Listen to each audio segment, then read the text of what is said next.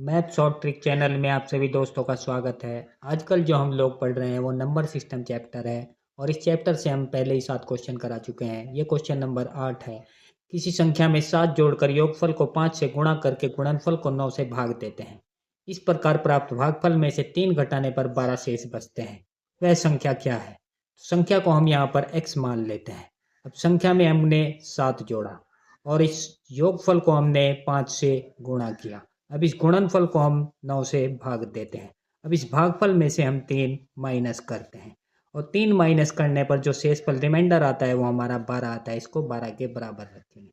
अब इसका ही हमको कैलकुलेशन करना है। तो माइनस का 3 जब इधर जाएगा ये प्लस हो जाएगा, 12 और 3 15 हो जाएगा। x प्लस 7 और गुणा में 5 बराबर हो जाएगा 15 गुणा 9। 9 इधर जाएगा गुणा में, तो 5 से इसको काटेंगे 3 बार और 3 की 9 की गुणा हो जाएगा 9 तिया 27। तो x बराबर यहाँ से कितना हो जाएगा? 27 में से 7 जाएगा माइनस हो जाएगा, तो x बराबर आएगा 20 और 20 हमारा ऑप्शन है यहाँ पर राइट आंसर होगा। अब इस क्वेश्चन को हम यहाँ पर ऑप्शन ट्रिक से भी कर सकते हैं। जैसे संख्या में हमको यहाँ पर 20 जोड़ना है, 20 और 7 27 हो जाएगा। फिर इसमें हमको 5 से गुणा करना है, 27 पंजे 135 हो जाएगा और 135 में फिर 9 से भाग करना है, तो 15 नंबर 135 15 आएगा। 15 में से फिर 3 माइनस करेंगे तो 12 आएगा। तो ऑप्शन है यहाँ पर राइट आंसर होगा। अब नेक्स्ट क्वेश्चन, यदि n एक प्राकृत संख्या हो तथा 10 की घात n और -1 के अंकों का योग 4707 हो तो n का मान कितना होगा? जब n हमारा यहाँ पर एक नेचुरल नंबर है, प्राकृत संख्या है, तो n बराबर हो जाएगा 1 2 3 और डॉट डॉट डॉट, ये हो जाएगा इनफाइनाइट। n नेचुरल नंबर्स है तो संख्या है हमारी 10 की घात n-1 और इसमें जब हम n बराबर 1 रखेंगे तो 10 में से 1 गया 9 आएगा। n बराबर 2 रखेंगे तो 100 हो जाएगा, 100 में से 1 गया 99 हो जाएगा। फिर n बराबर 3 रखेंगे तो 1000 में से 1 गया 999 हो जाएगा। इसी तरह से इसमें 9 9 के अंक बढ़ते चले जाएंगे। अब इसमें कितने अंक होंगे जिससे इसके अंकों का योग हमारा कितना है? 4707 आए। तो हम यह मान लेते हैं कि इस संख्या में यहाँ से यहाँ तक x अंक है।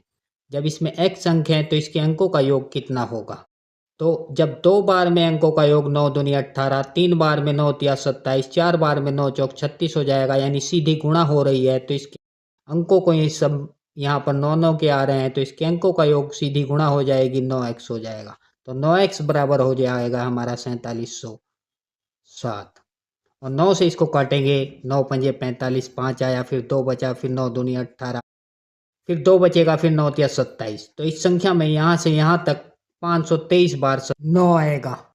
तो n का मान भी हमारा कितना हो गया? 523 और ऑप्शन बी यहाँ पर राइट आंसर होगा। अब नेक्स्ट क्वेश्चन,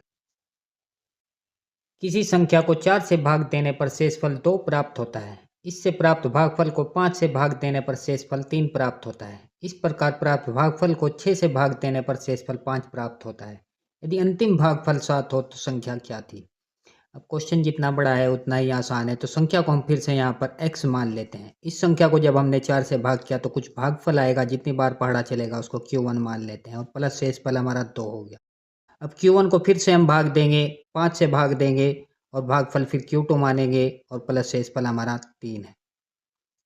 और इस Q2 को फिर से हम भाग देंगे और इस बार 6 से भाग देंगे और अंतिम भागफल हमारा दिया है 7। तो इस बार हम सीधी 7 से इसमें गुणा कर देंगे, 6 गुणा 7 और प्लस शेषफल है हमारा 5। तो 6 सत्ते 42 और 5 हो जाएगा 47। अब इस 47 का मान हम यहाँ पर Q1 निकालेंगे, इससे Q2 का मान यहाँ पर रखना है, तो हो जाएगा 5 गुणा 47 और प्लस 3।